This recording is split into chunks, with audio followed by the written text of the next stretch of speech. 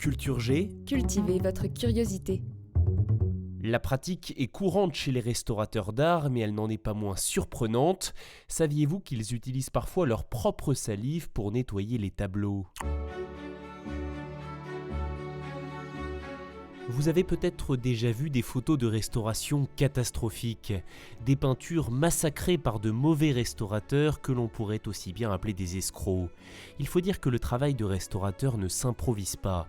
Dans ce métier, il faut être à la fois précis, patient et talentueux sans être trop créatif. C'est un équilibre difficile à trouver. L'équilibre est la clé.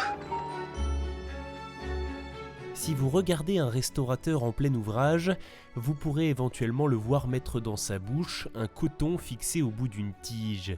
Il humidifie le coton avec sa salive avant de le frotter délicatement sur le tableau en cours de restauration.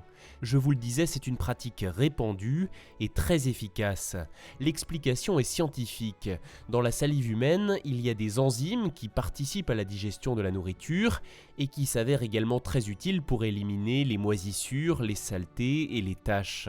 En détail, il y a les amylases qui cassent les chaînes d'amidon, l'amidon que l'on trouve dans les pommes de terre, le riz, le blé, le maïs ainsi que dans certaines colles, et il y a aussi les lipases qui elles s'attaquent aux lipides. Ces enzymes font disparaître les traces de graisse. C'est des taches de graisse en plus. À la différence de l'eau qu'il ne faut surtout pas utiliser pour restaurer un tableau parce qu'elle peut dégrader certaines peintures ou modifier la texture de la toile, la salive, elle, est légèrement visqueuse. Cela en fait un bon émulsifiant, idéal pour attraper les petites saletés et la poussière.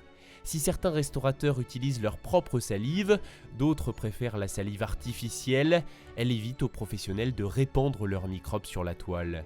A noter que la salive ne peut évidemment pas être utilisée en toutes circonstances, elle se prête plutôt bien au nettoyage des peintures à l'huile, mais aussi du cuir, du bois et des perles.